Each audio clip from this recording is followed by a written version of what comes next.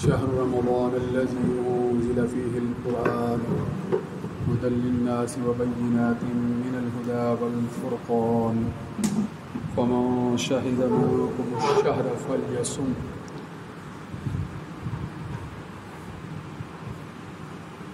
وعن سلمان الفارسي عن النبي صلى الله عليه وآله وسلم وهو شهر أوله رحمة وأوسطه مغفرة وآخره عتق من النار. وعن أبي هريرة رضي الله تعالى عنه قال قال رسول عشر أمثالها إلى 700 ضعف. قال الله تعالى إلا الصوم فإنه لي وأنا أجزي به يدعو شهوته وطعامه من أجل للصائم فرحتان فرحة عند فطره وفرحة عند لقاء ربه ولخلوف فم الصائم أطيب عند الله من ريح المسك والصيام جنة. وإذا كان يوم صوم أحدكم فلا يرفث ولا يسخط فإن سابه أحد أو قاتله فليقل إني امرؤ صائم. وقال الله تبارك وتعالى إن الله وملائكته يصلون على النبي يا أيها الذين آمنوا صلوا عليه وسلموا تسليما. اللهم صل على سيدنا ومولانا محمد وعلى آل وأصحاب سيدنا ومولانا محمد وبارك وسلم علیہ. سامعین محترم، رمضان المبارک کا یہ دوسرا عشرہ ہے اور دوسرے عشرے کی فضیلت یہ ہے کہ یہ عشرہ مغفرت کا عشرہ ہے. پچھلے جمعۃ المبارک کو میں نے آپ کے سامنے وضاحت کی تھی حدیث کی روشنی میں کہ وہو شہر، یہ وہ مہینہ ہے، یہ وہ ماہ مبارک ہے، اولہ کہ جس کا پہلا عشرہ رحمت ہے، و اوسطہ اور اس کا دوسرا عشرہ درمیانی عشرہ وہ مغفرت کا عشرہ ہے، و آخرہ عتق من النار اور اس کا آخری عشرہ جو ہے وہ آگ سے، جہنم سے آزادی کا عشرہ ہے، نار دوزخ سے آزادی کا عشرہ ہے. سامعین محترم، رسول اللہ صلی اللہ علیہ وآلہ وسلم اللہ کے وہ برگزیدہ پیغمبر ہیں کہ آپ صلی اللہ علیہ وآلہ وسلم جس قدر آپ صلی اللہ علیہ وآلہ وسلم نے صعوبتیں، مشکلات، مصیبتیں برداشت کی ہیں، جس قدر مشکل حالات آپ صلی اللہ علیہ وسلم نے برداشت کیے ہیں، یا دوسرے الفاظ میں آپ کہیں کہ جس قدر آپ صلی اللہ علیہ وآلہ وسلم کو آزمایا گیا ہے کسی اور کو آزمایا نہیں گیا ہے، اور جس طرح آپ جو ہے وہ آزمائش میں ثابت قدم رہے ہیں کوئی اور اس طرح سے رہا بھی نہیں. انسان مشکلات کے لیے تیار ہو، انسان صعوبتیں، مصیبتیں، مشکلات برداشت کرنے کی ہمت اپنے اندر پیدا کر لے. جہاں اسلام بہت سی تعلیمات، بہت سی عبادات اس اعتبار سے عمل کے لیے ان سے آگاہ فرماتا ہے کہ اللہ کی بندگی میں اللہ کا قرب حاصل ہو، اسی کے اندر اس بات کی تربیت بھی کی جا رہی ہوتی ہے کہ دنیا کے اندر رہتے ہوئے آزمائشوں کا سامنا کیسے کرنا ہے. اور روزہ وہ عبادت ہے کہ جس میں انسان کو آزمائشوں سے مقابلہ کرنے کی تربیت کی جاتی ہے. روزہ ایسی عبادت ہے. اور پھر روزہ اللہ تعالیٰ کی چونکہ ایک خاص عبادت ہے، اس لیے اللہ رب العزت اس کے حوالے سے فرماتے ہیں کہ اس کا اجر بھی پھر میں خاص طریقے سے خود ہی دوں گا. اس پر آج تھوڑی سی بات کرنی ہے کہ اللہ رب العزت نے جس عبادت کو خاص اپنے ساتھ منسوب کیا ہے، جس کے لیے فرمایا ہے کہ الصوم لی وانا اجزی بہ، کہ روزہ میرے لیے ہے اور میں خود اس کی جزا دوں گا، اس کا مطلب تھوڑا سا سمجھنا ہے کہ اس کی کیفیت کیا ہے۔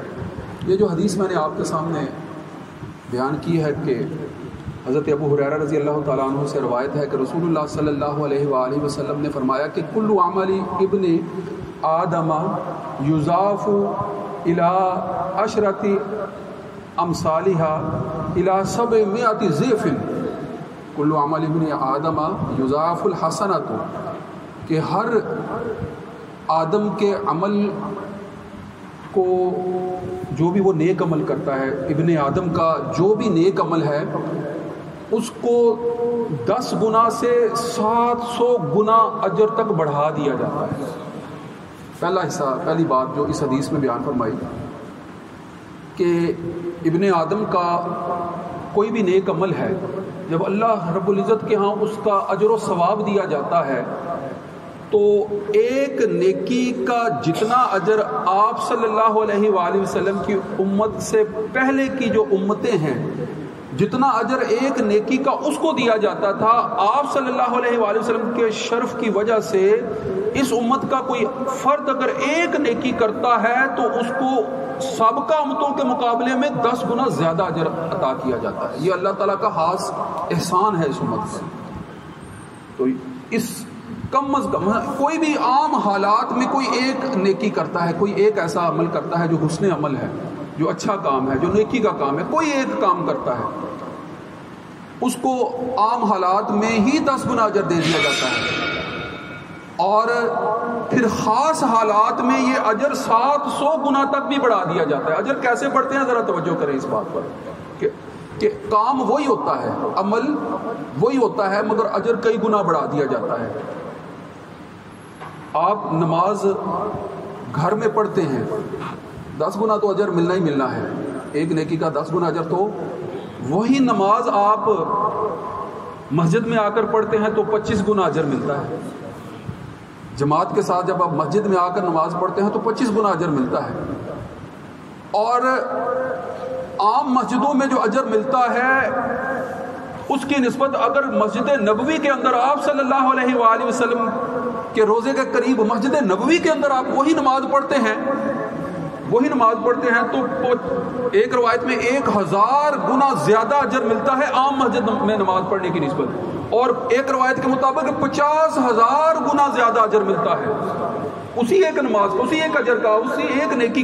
کا اجر جو ہے وہ 50,000 گنا۔ اور اگر وہی نماز جو ہے وہ آپ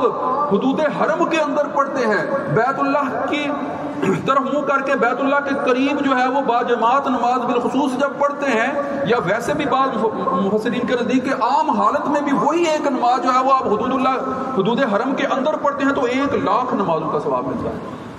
غور کریں نا، یہ عام روٹین کی بات ہے، عام حالات کی بات ہے۔ اور وہی عمل اگر عام مہینوں میں کیا جا رہا ہے اور رمضان کے مہینے میں کیا جا رہا ہے تو وہی عمل جو ہے وہ پھر رمضان المبارک کی برکت سے جو ہے وہ نفل جو ہے وہ فرض کے برابر قرار دیا جا رہا ہے، اور فرض کو جو ہے وہ 70 فرائض کے برابر قرار دیا جا رہا ہے۔ تو وہی نماز اگر جو ہے فرض آپ رمضان المبارک کے مہینے میں پڑھ رہے ہیں تو وہ 1,00,000 نہیں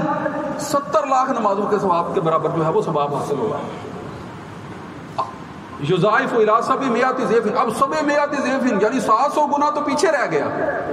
کس طرح سے عمل جو ہے وہ بڑھائے جا رہے ہوتے ہیں، کس طرح سے عمل بڑھائے جا رہے ہوتے ہیں، عملوں کا اجر جو ہے وہ کس طرح سے بڑھایا جا رہا ہوتا ہے کہ وہی رمضان المبارک کی عام دنوں میں یا عام راتوں میں پڑھ رہے ہیں، اور اگر لیلۃ القدر جو 1000 مہینے سے بہتر ہے اس رات میں اس رات کی عبادت کر رہے ہیں تو پھر اجر کتنا ہے؟ اب حساب کرتے رہیے گا بیٹھ کے۔ غور کرنا چاہیے نا کہ اللہ رب العزت جو ہے وہ ایک ہی عمل جو حسن نیت کے ساتھ رب کی رضا کے لیے کیا جا رہا ہے، اللہ تعالیٰ کی رحمت کن مواقعوں پر کیسے جوش پر ہوتی ہے اور کتنا اجر ادا کر دیں، یہ اللہ ہی کو اختیار ہے کہ جتنے گنا زیادہ اختیار کر دیں۔ مگر یہاں ایک اور بڑی دلچسپ بات ہے، غور کرنا ہے۔ الی 700 ضعف کے بعد فرمایا قال اللہ تعالی الا الصوم وانا اجزی بہ۔ غور کریں اس بات پر، قال اللہ تعالی جب حدیث کے اندر آئے نا یہ الفاظ کہ اللہ تعالیٰ فرماتا ہے، حدیث ہم عمومی طور پر جو ہے وہ قرآن کی تلاوت یا قرآن کی کوئی آیت پڑھنے سے پہلے یا بیان کرنے سے پہلے جو ہے وہ قال اللہ تعالیٰ کہتے ہیں، کیونکہ وہ قرآن کے الفاظ ہوتے ہیں، وہ اللہ کا کلام ہے، وہ اللہ کا کلام ہے۔ تو ہم کہتے ہیں کہ اللہ تبارک و تعالیٰ فرماتا ہے کہ آگے پھر اس آیت کو پڑھتے ہیں۔ یہاں پر جو ہے وہ رسول اللہ صلی اللہ علیہ وآلہ وسلم خود جو گفتگو فرما رہے ہیں، جو حدیث کے الفاظ ہیں، اس میں الی سبعۃ مئۃ ضعف کے بعد جو ہے وہ قال اللہ تعالیٰ کہا جا رہا ہے۔ تو اس کا مطلب کیا ہے کہ حدیث کی نسبت جو ہے وہ اللہ رب العزت کی طرف کی جا رہی ہے، اور اس حدیث کو جس کی حدیث کی نسبت اللہ رب العزت کی طرف کی جا رہی ہے وہ حدیث قدسی کہلاتی ہے۔ وہ عام حدیثوں سے اس کا درجہ بڑا ہوا ہوتا ہے، عام گفتگو سے، آپ وسلم کی عام اقوال سے، عام افعال سے اس کا درجہ بڑا ہوا، کیونکہ وہ حدیث قدسی کہلاتی ہے۔ یعنی اللہ رب العزت خود فرما رہے ہیں، کیا فرما رہے ہیں؟ الا الصوم، سوائے روزے کے، فإنہ لی، یہ خاص میرے لیے ہے، فأنا اجزی بہ، میں اس کا جو ہے وہ اجر دوں گا۔ اب غور کریں کہ 700 گنا تک اجر بڑھانا یا پھر کئی گنا تک، بے حد و بے شمار گنا تک اجر بڑھانا تو اپنی جگہ پر کہ اللہ جس قدر چاہے بڑھا دے اجر، مگر یہ تو معاملہ ہی مختلف ہے کہ روزے دار جب روزہ رکھتا ہے تو اللہ ہی اس سے واقف ہوتا ہے کہ فرد روزے سے ہے یا وہ فرد خود واقف ہوتا ہے، تیسرا کوئی فرد اس سے واقف ہوتا ہی نہیں ہے، اس میں ریاکاری کا عنصر ہے ہی نہیں ہے۔ نماز پڑھ رہے ہیں تو نماز پڑھنے والے کو بہت سے افراد دیکھ رہے ہیں، مگر روزہ رکھنے والے کا روزہ ہے، کیسے کوئی دوسرا فرد جو ہے اس کی حقیقت کو جان سکتا ہے؟ لہٰذا اللہ ہی اس روزے کی حقیقت کو جانتا ہے۔ جب اللہ ہی اس روزے کی حقیقت کو جانتا ہے تو پھر وہ ہمارا ہے کہ ثواب کو کس قدر بڑھانا ہے یہ میرا اختیار ہے، مگر جب روزے دار خاص میرے لیے بھوکا رہتا ہے، خاص میرے لیے پیاسا رہتا ہے، خاص میرے لیے جو ہے وہ سارے جائز اعمال میرے حکم پر بھی چھوڑ دیتا ہے، تو پھر جب اس کو اجر دوں گا تو جس قدر میں چاہوں اس کا دوں گا۔ یہ دنیاوی طور پر جن اضافوں سے تم کو آگاہ کر دیا ہے، اس کا حد اور حساب جو ہے اس کے مقابلے میں پھر کچھ بھی نہیں ہوگا کہ وہ کس قدر بڑھ چڑھ کر اجر دیا جائے گا۔ اور حدیث میں ایک اور دوسری جگہ پر اس کی وضاحت ایک خاص پہلو سے بھی کی گئی ہے کہ رسول اللہ صلی اللہ علیہ وآلہ وسلم نے فرمایا کہ ان فی الجنت بابا، جنت میں ایک دروازہ ہے، یقال له الریان، جس کا نام ریان ہے، جس کا نام ریان ہے۔ یہ دروازہ صرف جنتیوں کے لیے کھولا جاتا ہے، یعنی اس کو جو ہے وہ قیامت کے دن جو ہے منادی جو ہے وہ ندا لگا رہا ہوگا، پکارا ہوگا کہ این الصائمون، کہاں ہے روزے دار؟ روزے دار کہاں ہے؟ روزے داروں کو پکار کر بلایا جائے گا اور اس دروازے سے جنت میں داخل کیا جائے گا، اور داخل کرتے چلے جائیں گے، اور یہاں تک کہ کوئی بھی روزہ دار جو ہے وہ رہ نہیں جائے گا۔ جب سارے کے سارے روزہ دار اس دروازے سے جو ہے وہ جنت میں داخل ہو جائیں گے تو پھر اس دروازے کو بند کر دیا جائے گا، پھر کوئی اور اس دروازے سے داخل نہیں ہو سکے گا۔ یہ خاص روزہ داروں کے لیے جنت کا دروازہ ہے۔ اور ذرا غور کرو کہ اس دروازے کا نام کیا رکھا؟ الریان۔ ریان کا مطلب ہے پورا سیراب کرنا، یعنی جس طرح تم نے دنیا میں خاص اللہ کے لیے جو ہے وہ بھوک اور پیاس برداشت کی ہے، اب جس قدر سرابی کا تقاضا ہے وہ یہاں پر پورا کیا جائے گا، اس دروازے سے گزار کر ہوا۔ جس قدر تمہیں تقاضا سرابی کا ہے، جس قدر جو ہے وہ تمہاری خواہش ہے، جس قدر جو ہے وہ تم نے عمل خالص نیت سے کیا، اس قدر جو ہے وہ بڑھا چڑھا کر جو ہے وہ اس دروازے سے گزار کر جو ہے وہ تمہیں اطمینان بخش حالت تک پہنچایا جائے گا۔ یہ صورتحال ہوگی۔ الا الصوم، روزہ ایسی عبادت ہے کہ جس کی نسبت اللہ رب العزت نے خاص اپنی طرف کی ہے، اور پھر اس کے اجر کو جو ہے وہ جتنے بھی گنا اجر دیا جا رہا ہوتا ہے اس سے منہا کر کے کئی گنا جو ہے وہ اسے آگے کی منزلوں تک جو ہے وہ پہنچا دیا۔ پھر اسی حدیث میں کچھ اور باتیں بھی ہیں روزہ دار کے حوالے سے، اسی حدیث میں ذرا وہ بھی اپنے پیش نظر رکھ لیں۔ فرمایا کہ للصائم فرحتان، روزہ دار کے لیے دو خوشیاں ہیں۔ روزہ دار کے لیے یعنی جب کوئی شخص روزہ رکھتا ہے اللہ کی رضا کے لیے تو فرحت یعنی خوشی کیسی اس کو نصیب ہوتی ہے؟ پہلی خوشی اس کو اس وقت نصیب ہوتی ہے جب وہ افطار کرتا ہے۔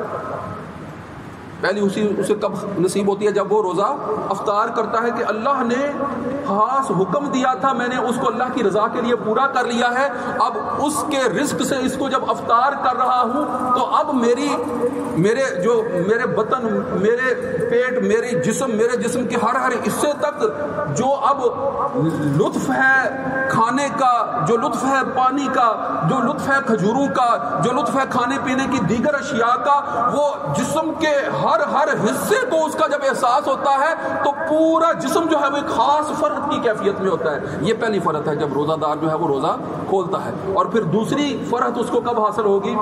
عند لقاء ربہ، جب وہ اپنے رب سے ملاقات کرے گا، جب باب الریان سے اس کو جو ہے وہ داخل کیا جائے گا جنت میں، اور جنت میں رب سے ملاقات ہونا، رب سے ملاقات اس حالت میں کہ رب اپنا دیدار خود کروا رہے ہوں گے، اس سے بڑی دولت جنت کے اندر، اس سے بڑی نعمت اور کوئی حاصل ہونے والی ہو ہی نہیں سکتی ہے۔ اس سے بڑھ کر خوشی کی بات کوئی اور اس کے لیے ہو ہی نہیں رہی۔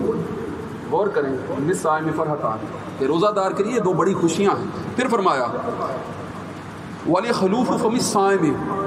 خلوف یعنی منہ کی بدبو،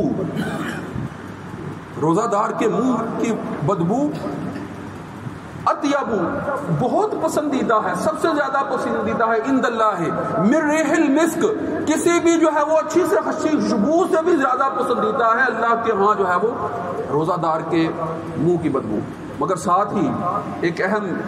تنبیہ بھی اس حدیث کے آخر میں موجود ہے، جس پر فی زمانہ ہمیں زیادہ غور کرنے کی ضرورت ہے۔ فی زمانہ جو حالات چل رہے ہیں ان میں اس تنبیہ پر جو اسی حدیث کے آخر میں ہے وہ ذرا غور سے سن لیں، اور پھر اپنے حالات کا، ملکی حالات کا، سیاسی حالات کا، اپنے معاشرتی حالات کا، اپنے روزمرہ کے اٹھنے بیٹھنے کا ذرا جائزہ لے لیں اس حدیث کی روشنی میں۔ کیا فرمایا جا رہا ہے؟ پہلی بات تو یہ ہے کہ وَالصِّيَامُ جُنَّةٌ، ان کا جو حکم ہے کہ روزہ ڈھال ہے۔ روزہ کیا چیز ہے؟ روزہ ڈھال ہے، یعنی روزہ جب انسان رکھتا ہے تو روزہ ہی اس کو ہر قسم کے برے عمل سے بچانے کا سبب بن رہا ہوتا ہے، ہر قسم کی بدی سے بچانے کا سبب بن رہا ہوتا ہے، ہر گناہ سے بچانے کا سبب بن رہا ہوتا ہے۔ تو اللہ تعالیٰ کی حکام کی پابندی میں روزہ جو ہے وہ انسان کو جب دنیاوی مشمولات سے محفوظ کر رہا ہوتا ہے، منکرات سے محفوظ کر رہا ہوتا ہے، تو یقیناً ڈھال تو وہی ہے نا جو دشمن کے وار کا مقابلہ کرے۔ تو جب انسان روزے سے ہوتا ہے تو پھر وہ اللہ کی خاص جو ہے وہ حفاظت میں ہوتا ہے، اس کی ڈھال جو ہے وہ روزہ بنا ہوا ہوتا ہے، اور اس ڈھال کی وجہ سے وہ بہت سی بدکاریوں سے، بہت سے گناہوں سے، بہت سی معصیتوں سے بچا ہوا ہوتا ہے۔ مگر اس کے باوجود اگر کوئی نہیں بچتا ہے، روزہ رکھنے کے باوجود اگر کوئی نہیں بچتا ہے تو اس کو خاص ہدایت کی جا رہی ہے۔ ذرا یہ توجہ سے سن لے بات آخری، وَإِذَا كَانَ يَوْمُ صَوْمُ أَحَدِكُمْ فَلَا يَرْفَثْ وَلَا يَسْخَبْ، کہ اگر تم میں سے کوئی روزے کی حالت میں ہو، اگر کوئی تم بالخصوص روزے کی حالت میں ہو تو پھر فحاشی، بے حیائی، فضول گوئی کا کوئی کام نہ کرے۔ بے حیائی، فحاشی، فضول گوئی اور خواہ جو ہے وہ بے پر کی گفتگو کرتے رہنا، بے پر کی اڑاتے رہنا، فضولیات میں وقت گزارتے رہنا، ایسا نہ کرے۔ یرفس تو خاص فحاشی کے لیے آ گیا، اور یسخب جو ہے وہ خواہ کی فضول گوئی کی طرف جو ہے وہ خاص اشارہ ہے۔ فَإِن صَابَّهُ أَحَدٌ أَوْ قَاتَلَهُ، اگر کوئی برا بلا آپ کو کہتا ہے، کوئی گالم گلوچ آپ کو کرتا ہے روزے کی حالت میں، یا آپ سے لڑتا ہے، أَوْ قَاتَلَهُ، یا آپ سے لڑتا ہے، تو آپ اس کو جو ہے وہ آپ صلی اللہ علیہ وآلہ وسلم کی ہدایت کے عین مطابق جو ہے وہ خود ہی آگاہ فرما دے کہ فَلْيَقُلْ إِنِّي امْرُؤٌ صَائِمٌ، آپ اس سے کہہ دیں کہ میں روزے کی حالت میں ہوں، میں تمہاری گالی گلوچ کا جواب نہیں دوں گا، میں تمہاری لڑائی کا، تمہارے مقاتلے کا جواب نہیں دوں۔ یعنی رسول اللہ صلی اللہ علیہ وآلہ وسلم جو ہے وہ روزے کی حالت میں جو ہے وہ روزہ کیسے ڈھال بنے گا اس کی کیا وضاحت فرما رہے ہیں کہ تم نے جو ہے وہ گناہوں سے بچنا ہے، تم نے معصیت سے بچنا ہے، تم نے بدکاری سے بچنا ہے، تم نے فضول گوئی سے بچنا ہے، تم نے گالم گلوچ سے بچنا ہے، تم نے لڑائی جھگڑے سے بچنا ہے۔ مگر میں ملکی حالات دیکھتا ہوں، میں علاقائی حالات دیکھتا ہوں، میں اپنے گھروں کے حالات دیکھتا ہوں، تو کیا نظر آتا ہے؟ ہم جو ہے وہ ملکی سیاست کو جو ہے وہ آڑے ہاتھوں لے رہے ہوتے ہیں. ہم اپنے گھروں کے معاملات کو سلجھانے کی طرف توجہ نہیں کر رہے ہوتے، بلکہ گھروں کے معاملات انہی سیاسی معاملات کی نسبت سے جو ہے وہ بگاڑنے کا سبب بن رہے ہوتے ہیں. ذرا غور تو کرو کہ ہم اپنے حالات جو ہے وہ عام دنوں میں تو بگاڑے ہوئے ہوتے ہی ہیں، مگر اللہ تعالیٰ نے رحمت، مغفرت اور نار دوزخ سے آزادی کا یہ مہینہ جو ہمیں عطا کیا ہے، اس مہینے کے اندر، ان دنوں کے اندر کم از کم جو ہے وہ رب کے حضور پیش ہونے کا اہتمام تو کر لیں، کم از کم سال کے اس مہینے کے. مگر ہم دن رات کیا لگے ہوئے ہیں؟ ہم دن رات جو ہے وہ سیاست کر رہے ہیں، ہم دن رات جو ہے وہ سیاسی جوڑ توڑ کر رہے ہیں، ہم دن رات جو ہے وہ جلسے جلوسوں میں، ہم دن رات جو ہے وہ اس طرح کی فضول گفتگوؤں میں پڑے ہوئے ہیں کہ جس کا جو ہے وہ ہماری عملی زندگی میں فائدہ اور آخرت کی زندگی میں بالکل جو ہے وہ فائدہ کوئی نظر ہی نہیں آ رہا. دیکھیں تو صحیح ہم جا کس طرف رہے ہیں. اپنے اخلاق کو بہتر کریں، اپنے معاملات کو بہتر کریں، اپنے معاملات کو جو ہے وہ درست کریں. یہ ہمارے لیے جو ہے وہ لمحہ فکریہ ہونا چاہیے. حکومتوں کا آنا جانا، معاملات کا جو ہے بننا بگڑنا، یہ اللہ تعالیٰ کے اختیار میں ہے. یہ معاملات جو ہے وہ وقت کے ساتھ جو ہے وہ طے ہوتے رہتے ہیں، مگر اس کی آڑ میں آپ بھول جائیں کہ نماز کے اوقات گزر رہے ہیں، آپ بھول جائیں کہ روزے کی حالت میں ہیں، آپ بھول جائیں اور زبان جو ہے وہ آپ کے قابو میں نہ رہے، آپ بھول جائیں اور لڑائی جھگڑے پر تل جائیں. اس بات کی جو ہے وہ کسی صورت میں بھی اجازت نہیں جاتی. مگر دیکھنے میں کیا آ رہا ہے کہ روزے کی حالت میں روزہ کھولنے کے لیے بیٹھے ہوئے ہیں اور لڑ رہے ہیں اور مار رہے ہیں، بڑے چھوٹے کا کوئی لحاظ نہیں ہو رہا. یہ دیکھا جا رہا ہے. بھئی کچھ تو لحاظ کرو، کچھ تو خیال کرو، اپنے اعمال کو درست کرو. وآخر دعوانا الحمدللہ رب العالمین. سنتیں ادا فرمائیں.